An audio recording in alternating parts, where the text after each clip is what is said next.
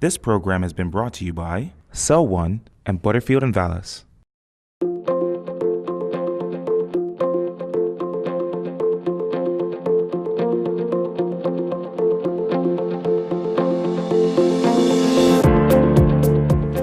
Welcome to 2015's 10 Most Fascinating People of Bermuda. I'm Lisa Pickering. Everyone has a story, a little something that makes them unique, especially right here in Bermuda. But what does it mean to be fascinating? We've put together a list of 10 Bermudians that captured the headlines in 2015. Whether they've been the subject of controversy or of great praise, there isn't an individual on this list that hasn't come up in conversation around the dinner table, at the office, or at social gatherings. Each individual featured on this list share one thing in common. They all have shown passion, determination, and perseverance in the face of setbacks. The list is in no particular order, but the final subject revealed is this year's most fascinating person of Bermuda. Let's get started. Like many survivors of child sexual abuse, Debi Rivers would see her perpetrator freely walking the streets, serving as a constant reminder of the abuse which a staggering estimated 1 in 3 females and 1 in 5 males in Bermuda will be victims to. When the same fate tragically befell a member of her immediate family, Debi knew she had to act, not only to heal, but to bring the plight of these child victims out of the dark and into the light. In 2011, after hearing her story, local businessman John Brunson joined forces with Debi to form SCARS, Saving Children and Revealing Secrets. Since then, close to 4,000 residents have participated in their Stewards of Children's Sexual Abuse Prevention training. The SCARS isn't just about prevention, they also work with adult survivors, helping them take that important first step of revealing in order to heal. Yeah, I think, statistics will tell us that more than 90% of the time the perpetrator is known to their victim. And so when you really start to add color to what that means, it really changes the dynamic about how you think about child protection.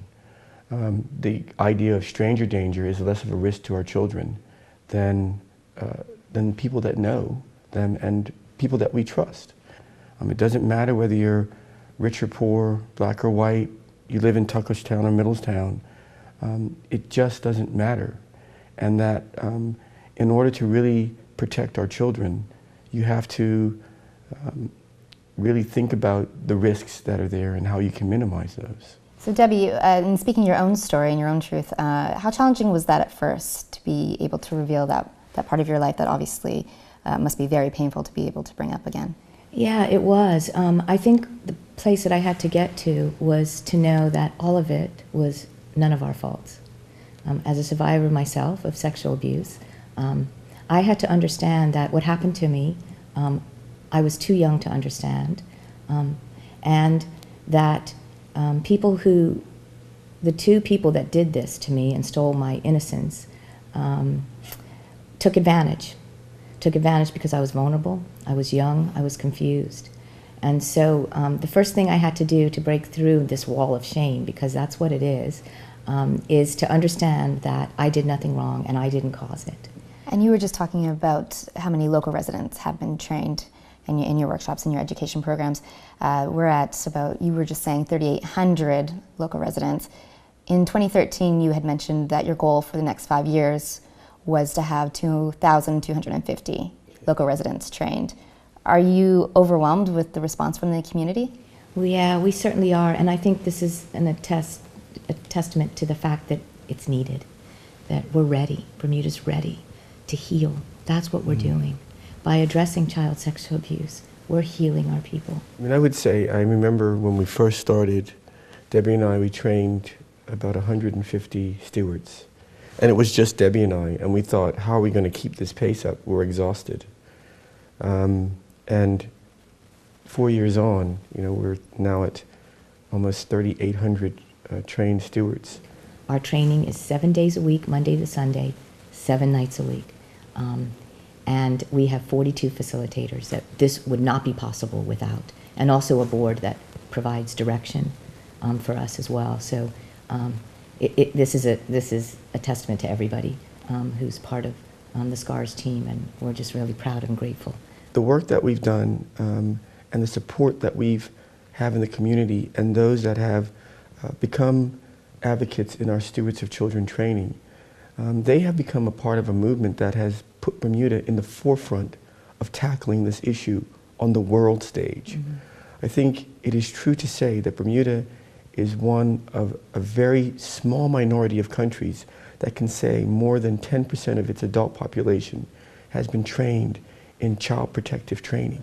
Now, you had mentioned prevention. What are some of the methods we can take in terms of prevention?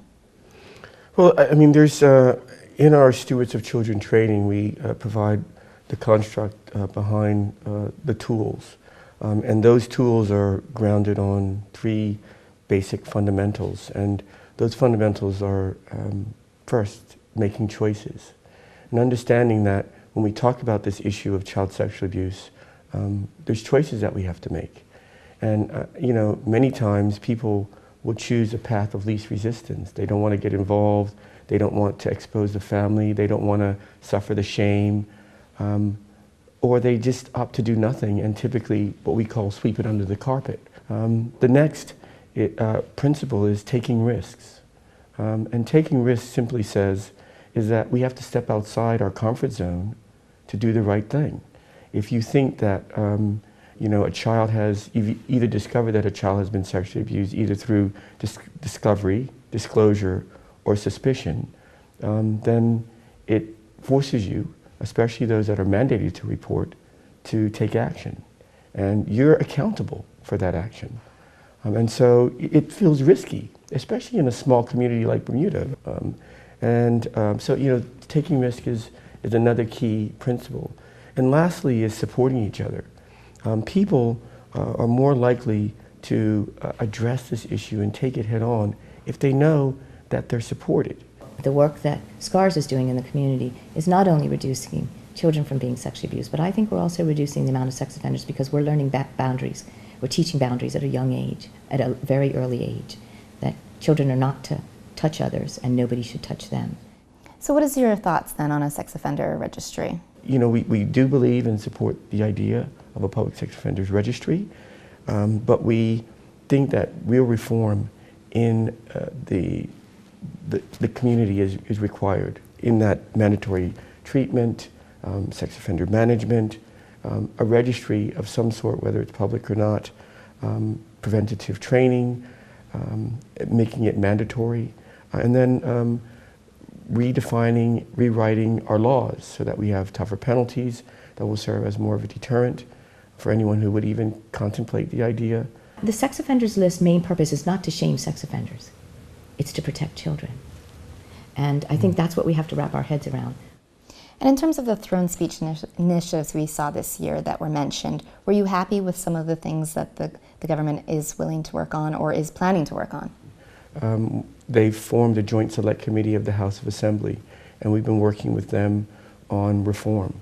So we think that that's positive. You know, we've met with the Premier on this issue and his permanent secretary, and they're supportive of the direction that we're going in. And we know that the governor and his wife and the assistant deputy governor support what we're doing. And just last question, but what is your end goal or end vision for SCARS? What would you like to see happen? You seem like you found success already. Yeah, every adult to hear this message. Every new parent, even every young adult that is not a parent yet, to see what they can do to save their children from this crime. And I think we're going to accomplish that. We'd like every organization that is entrusted with the care of children to hear the message and then to put policies and procedures in place that will reduce the risk.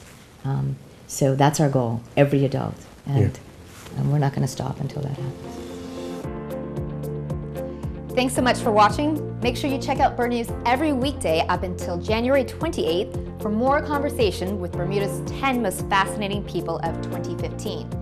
And please, if you know of any individual who you think deserves to be on this year's list, let us know by emailing us at bermiebios@gmail.com. Thanks for watching. This program has been brought to you by Cell One and Butterfield and Vallis. With Cell One, you simply get more. More 4G speed and reliability across the island. More warranty coverage from the only carrier authorized to resell Apple iPhones in Bermuda. More first-class service with our 24/7 customer care, whether you're in-store, on the phone, or online. More services, mobile phones, long distance, and home internet, all with one company. Get more with one. Sell one.